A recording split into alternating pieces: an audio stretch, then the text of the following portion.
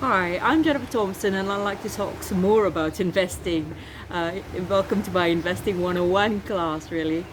And today I'd like to talk about strategies to minimize risk, or what we perceive as risk, which is volatility in the market.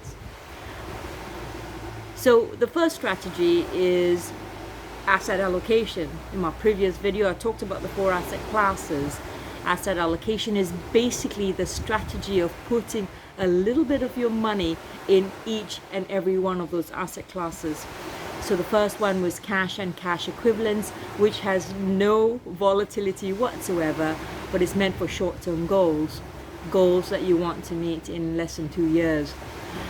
So that's cash and cash equivalents. The second asset class is called fixed income, which comprise largely of the bond market or longer term deposits.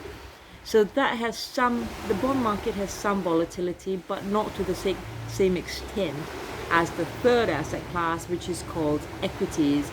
Equities comprise of stocks and shares, and that has way more potential for risk of fluctuations than the first two.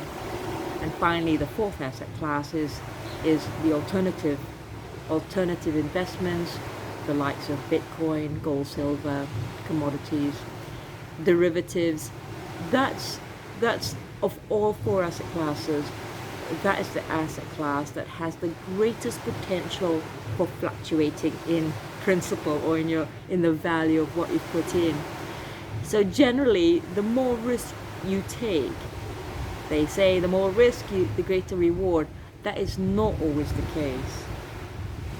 But you cannot afford to put all your money as well in something with absolutely no risk, unless you're really risk averse.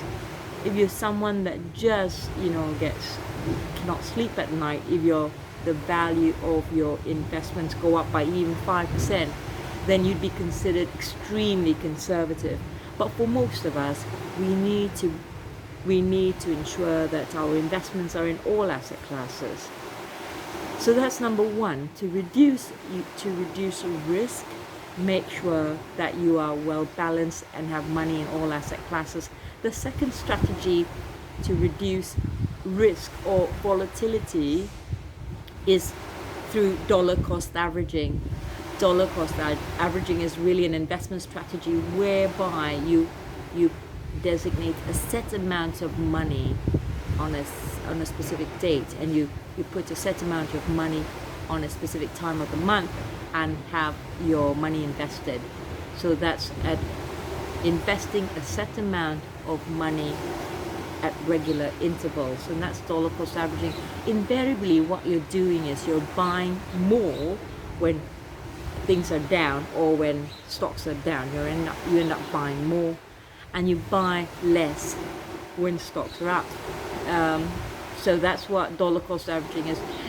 Employing these two strategies should reduce your exposure to volatility substantially, and which is what you want to do. You don't want to be completely out of the market, but there are strategies to reduce the amount of volatility on your investments.